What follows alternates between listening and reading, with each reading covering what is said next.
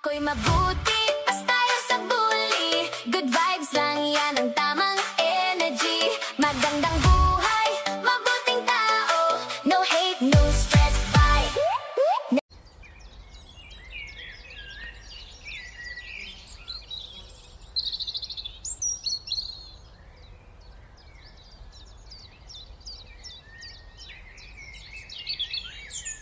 Ito ang kwento ni Kylie, isang mabait at tahimik na estudyante. Simula na wala ang kanyang mama, parang wala na rin siya ng saya sa buhay. Araw-araw nadala niya ang sakit at lungkot. Sa halip nakaranas siya ng pambubuli.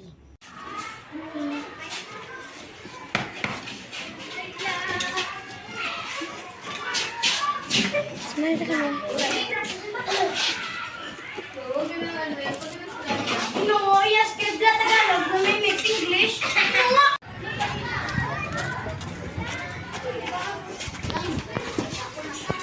Kung Kylie, buhay ka pa pala, akala ko mo kita.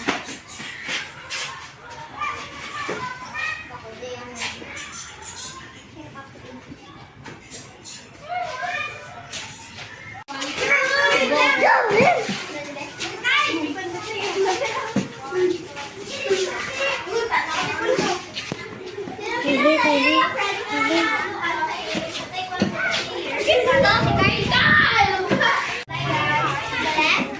Darling, tignan mo si Kylie, umiiyak na siya. Lagi namang ganyan eh.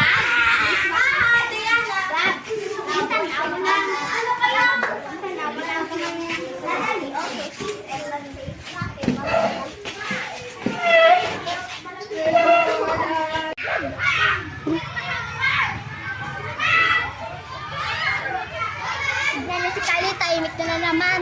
Baka gusto niya na umiyak.